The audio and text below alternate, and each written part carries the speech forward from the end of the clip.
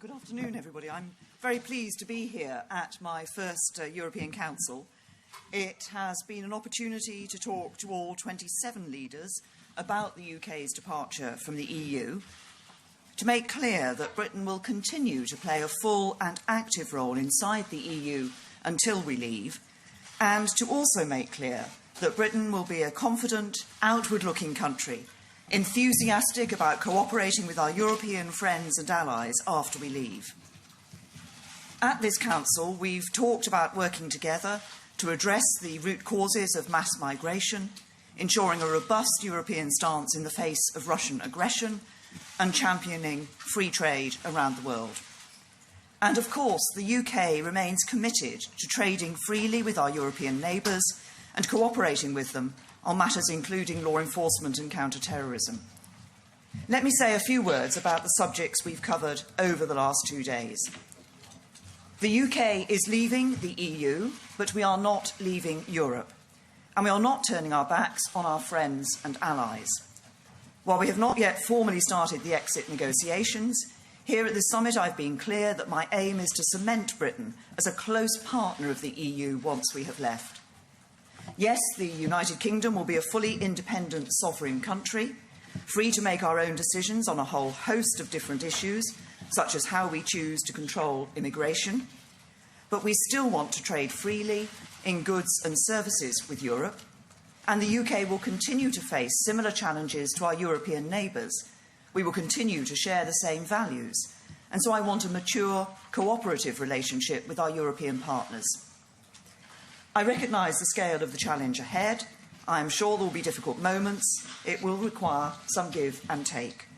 But I firmly believe that if we approach this in a constructive spirit, as I am, then we can deliver a smooth departure and build a powerful new relationship that works both for the UK and for the countries of the EU, looking for opportunities, not problems. That is in British interests, and it is in the interests of all of our European partners too. Turning to other issues, we've also discussed what more we can do to respond to the migration crisis. From the outset, the UK has called for a comprehensive approach which addresses the root causes of migration.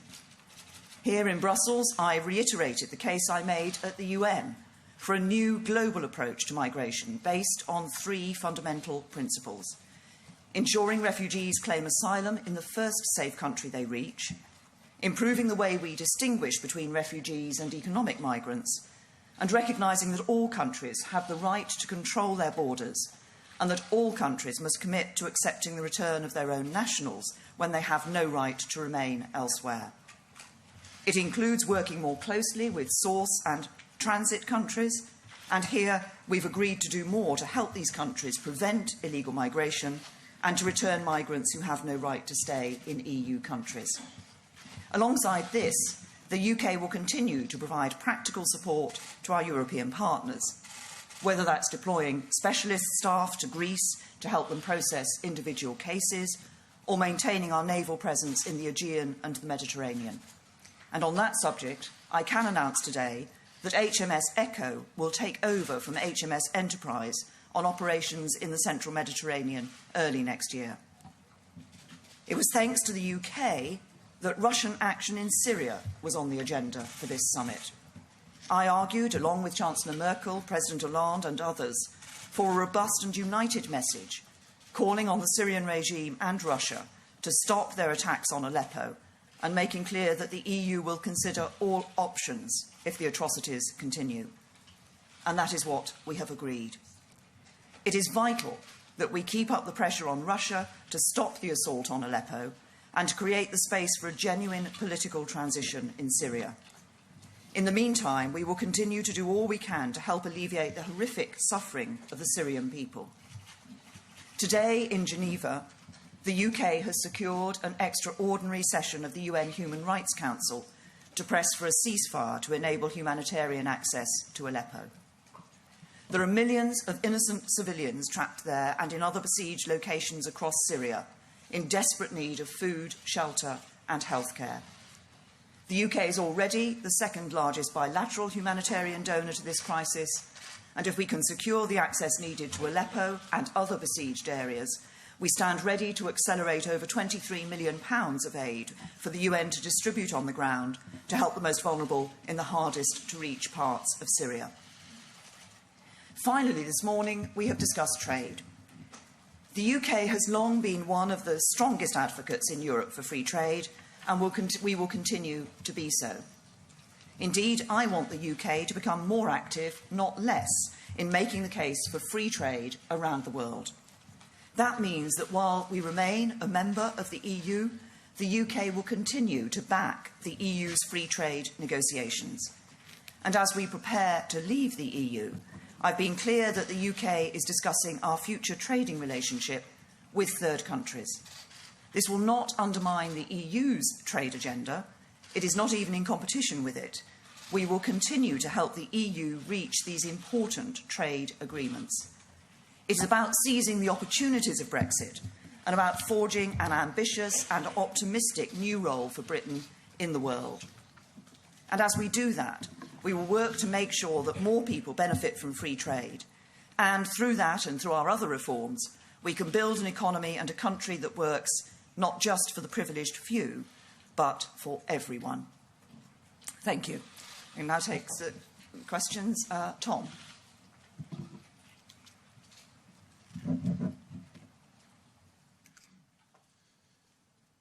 Prime Minister, I believe as we speak, 8 Russian naval warships are sailing past Dover unhindered and unencumbered on their way to Syria to potentially join and increase the slaughter and carnage.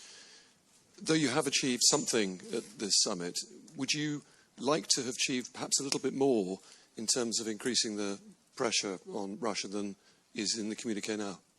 I think we had a very good discussion in relation to Russia and its actions in Syria and to the impact that we're seeing from the bombing, indiscriminate bombing of civilians in Aleppo, but obviously also the atrocities that we've seen elsewhere in Syria.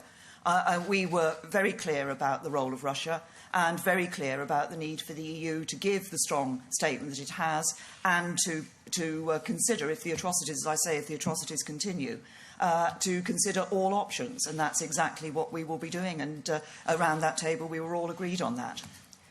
Further questions, Laura? Thank you, Prime Minister. Do you really expect all 27 countries in the European Union to keep listening to Britain when we are quitting? Aren't they entitled, actually, to ignore us now? And if I may, what would you say to members of the public who are alarmed by Russian ships being in the English Channel? Well, first, on the question that you raised about the European Union and what we're doing in relation to the European Union, how they approach us, yes, we will be leaving the European Union, but I've been clear with everybody that I've spoken to, individual leaders that I've spoken to, but also sitting around the table here in Brussels, that as long as we're members of the European Union, we will continue to meet our rights and obligations as members of the European Union. And that has been welcomed, and I think that is the right spirit and approach to take with this. Of course, the 27 will have to take discussions among themselves. I mean, we will be, as I've said, in the first quarter of next year invoking Article 50. There will be a process for the 27 to consider how they are going to conduct the negotiations. But we will continue to play our role, as I have done, sitting around the table today. I can assure you that I haven't been backwards in coming forwards on issues.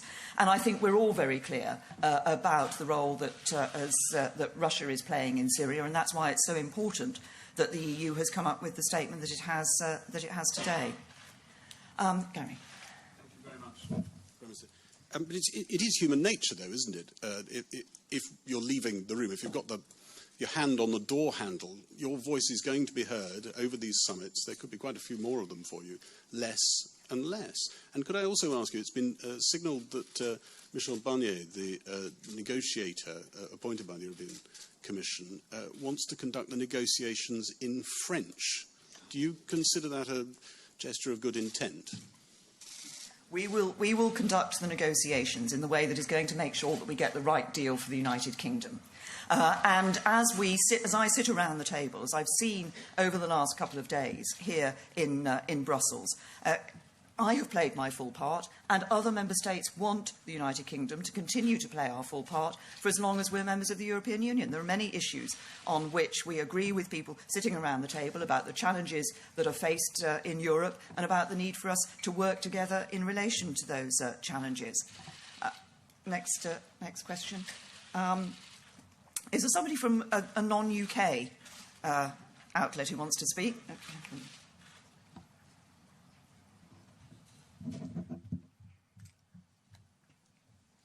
Thank you very much. Matthew Holhas from MLX Market Insight. Prime Minister, given you say you want to make free trade... OK, carry on. So, given you said you want to make free trade work for everybody in the United Kingdom, are you ready to rethink the government's position on the lesser duty rule, given that the steel industry say that reforms to this, as the Commission proposes, is essential to protect steel jobs in the UK and across Europe? Well, what we've had a discussion about trade and about the modernisation of trade defence instruments, and what we have agreed around the table is that it is important that we look at that in a comprehensive way, that we do modernise Europe's trade defence instruments, and we look at all of those instruments, and that we do that in a balanced way, and that's what's important. It's important to balance, obviously, the interests of users, of producers and of consumers. Anybody else? Faisal. Prime Minister, Faisal from Sky News, do you think that the other EU leaders are getting the message? Donald Tusk said last night that it was in Britain's hands whether Article 50 was reversible or not. And in your words, you used a new formulation we haven't heard. The UK wants to trade freely in goods and services. Is that a hint about the single market or the customs union? No. I haven't said anything that differs at all from what we've said previously, because we've got a very clear position on this, which is that we want to have the best possible deal for trade in goods and services with and operation within the single European market. Now, as I have also said, I think we need to look at this in a new way, which is saying what we will be doing is when the United Kingdom leaves the European Union, it will be having a different relationship with the EU from the relationship that it has as a member of the European Union. And so what we will be doing is negotiating that new relationship with the EU. As I say, we want the best possible deal to maximise our ability to trade with and operate within the European market, and that covers both goods and services. Who else do we have here? Francis.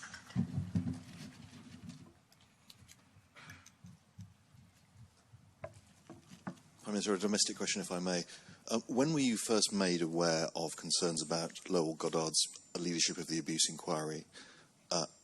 Who told you? What did they tell you? And what did you do about it? Well, I set this out, actually, in answer that I gave in PMQs in the House of Commons earlier this week. But I was aware of tensions between the inquiry panel and the chairman.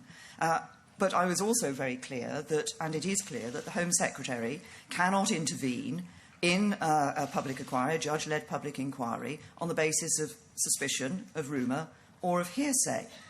When the Home Office was officially made aware of issues, then the Home Office acted on those issues. And there's another important point here, Francis, which is, first of all, two important points. First of all, let's just remember why this inquiry was set up and why I set it up, which is that there are people in the United Kingdom who suffered sexual abuse as children, who for many years have been searching for justice and who have sadly had the experience that their voice has not been heard and they have not been given justice. And we owe it to victims and survivors to ensure that they can have that justice. And for many of them, they have felt over the years that people in positions of power have intervened to stop their voice from being heard. And that's why it is absolutely crucial that people in positions of power do not just intervene on the basis of hearsay and rumour. I can take one more question. As you may know, I have a lunch date that I'm going on to. One.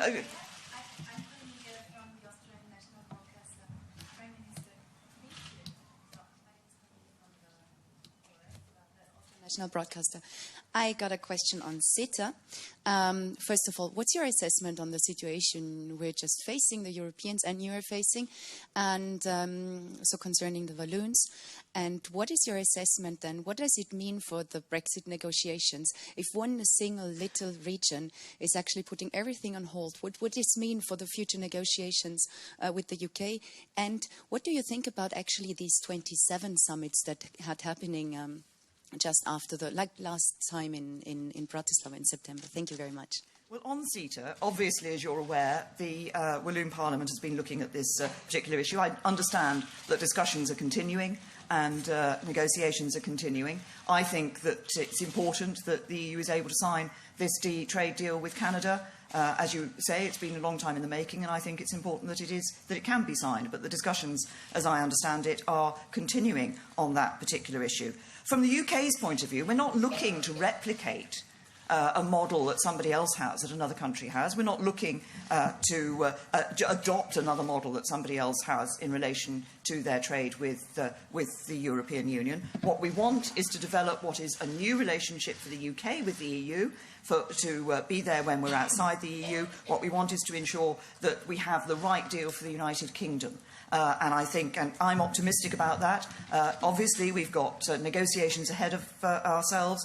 Those negotiations will take time. As I say, there will be some difficult moments. It will need some give and take. But I'm optimistic that we can achieve the deal that is right for the UK, because I actually think the deal that's right for the UK will also be right for the European Union. Thank you.